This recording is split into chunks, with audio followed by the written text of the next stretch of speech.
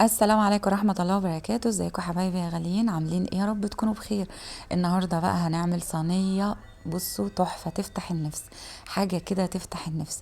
صينية سمك مكاريل بالبطاطس والليمون، تحفة التحفة، هتاكلي صوابعك وراها من كتر حلاوتها وجمالها والتتبيلة الخطيرة اللي هنعملها بيها.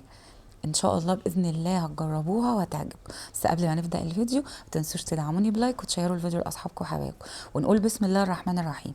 دول سمكتين مكاريل، وغسلتهم ونضفتهم وخليتهم زي الفل كده زي ما انتم شايفين. بنعمل فيهم شرط كده علشان التتبيله تدخل جواهم، ويكون طعم اللحم من جوه متبل وطعمه جميل جدا. هنعمل كده الشرط من قدام، ونعمل كمان من الناحيه التانية. خلاص تعالوا بقى نعمل التتبيله الخطيره، حاجة كده واو بجد.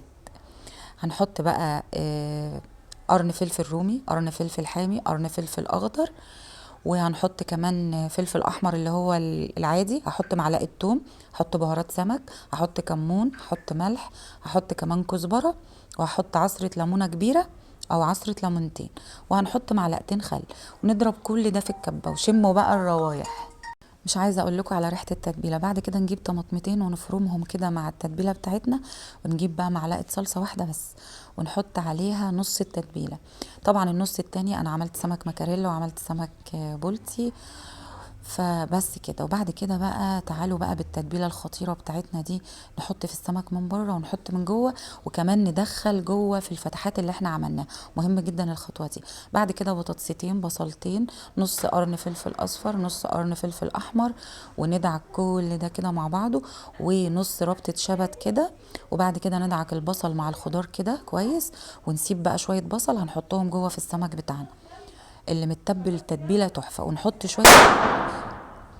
وبعد كده بقى نحط بقية التتبيلة على الوش كده وندخلها بقى الفرن. بس قبل ما ندخلها الفرن هنحط بقى ايه الليمون بتاعنا في كل حتة كده.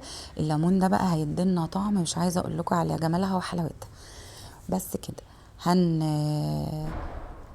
نقفل بقى كده بالورق الفويل، وندخلها الفرن على درجة حرارة 250، ونولع لها من تحت.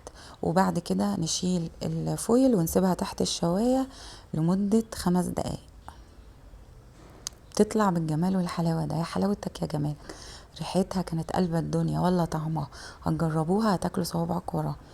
بصراحة هي عايزة عيش كده، ومش عايزة جنبها ولا رز ولا اي حاجة، وتقعدوا بقى تاكلوا وتدعولي. بجد طعمها تحفة جدا وجميل جدا جدا. جربوها. يا رب الفيديو يكون عجبكم.